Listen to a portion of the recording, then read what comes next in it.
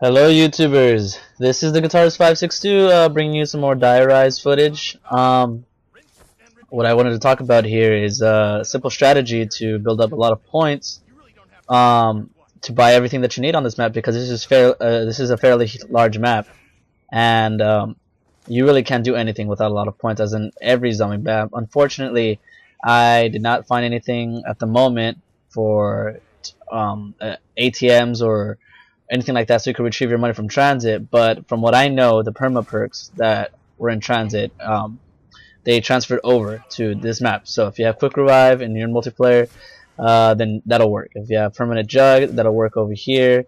And if you build enough windows, you get the green, puff of smoke as well. So you can build with steel barriers. What it's really simple. What you do right here is the round 1 or round 2. You basically just knife the zombies. What I like to do is I knife them on the first round, because rarely you get a max ammo, but sometimes you do. So I don't like using my ammo at all until like round 2, because that way I can kill the zombies in one hit once again.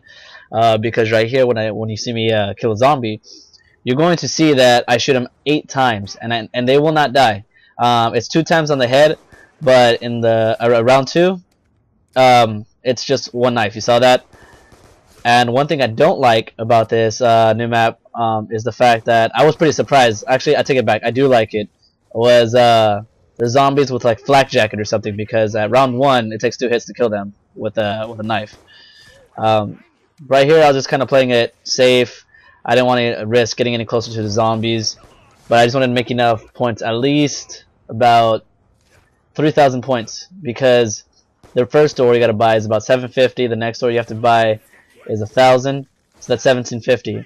But my main focus on getting points was to skip the M14 and to skip the Olympia. They're both fairly good weapons in the beginning, but honestly, the only one that I prefer out of the two is probably the M14, because it gets headshots if you upgrade it.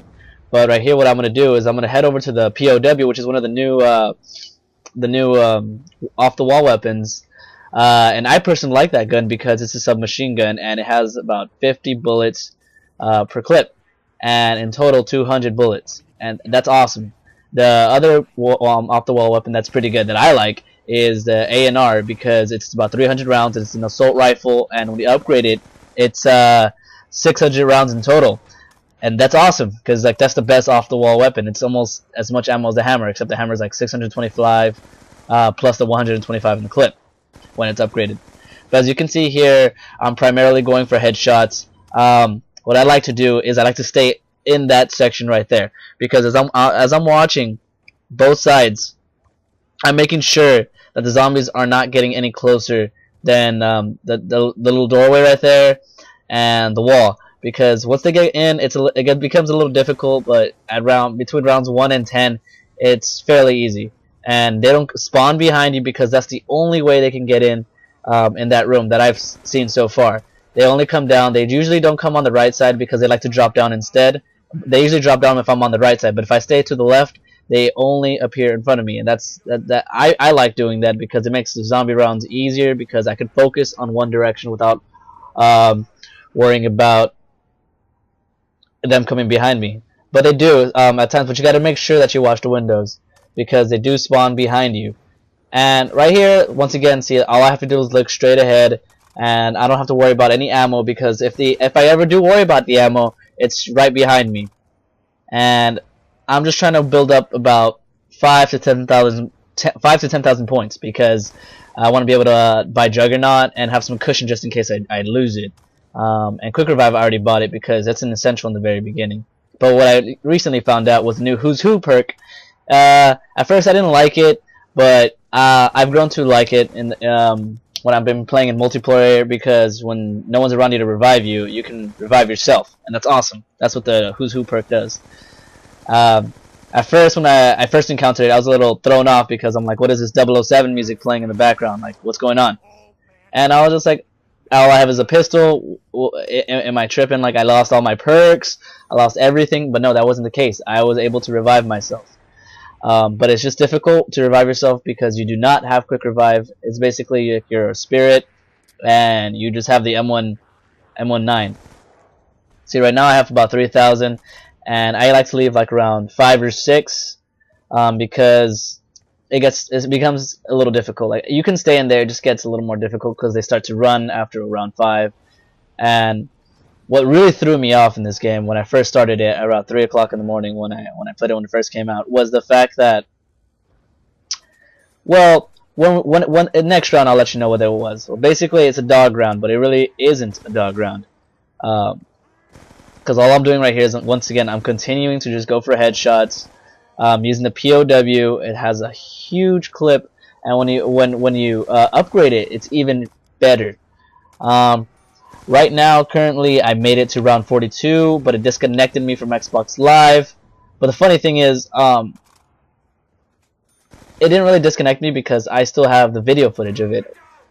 Well, I was really bummed out when I found out, but I have the footage of it, so I'll be able to record that with my HD PVR later in theater mode. I have no idea what hit me back there because that window was boarded, as you can see.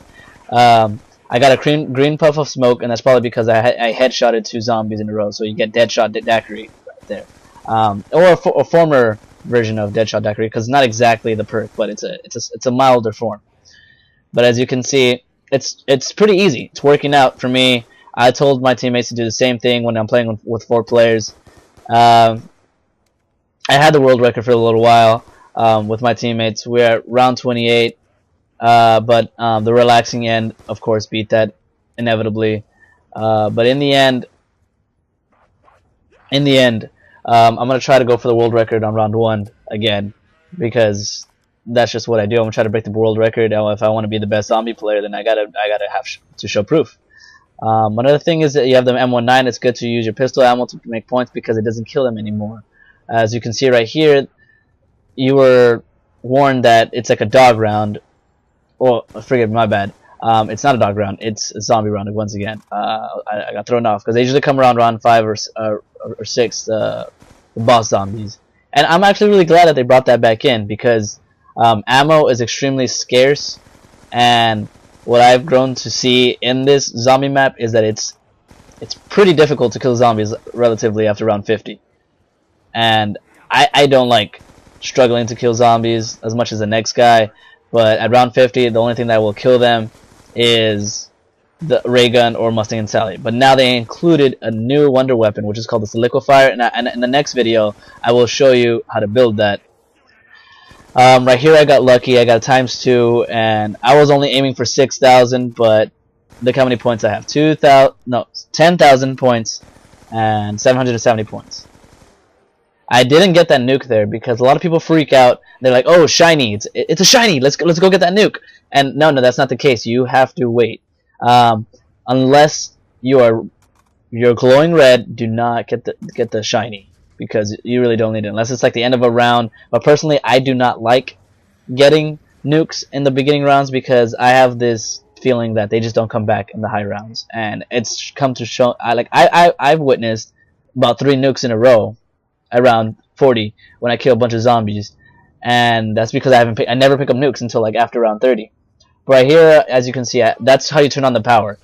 That's a shortcut. You take the elevator down, and that's how you turn on the power. Jug isn't about to come up there. I was gonna use the key, but I saw the zombies after him, so I decided I'll just make him a crawler. But it's really fast to get the power on, but it doesn't mean anything if you can't turn on. I mean, if you don't have enough points, and that's exactly what I did. I have 10,000 points. I have enough cushion to buy. I could pack a punch my guns if I wanted to. I could buy a mule kick. That pretty much sums up the video, and I hope you guys enjoyed it. If you guys liked it, hit the like button, and if you want to see some more, subscribe. And for all my subscribers, I will help you get to some high rounds if you're the first couple. Well, take care and keep killing zombies.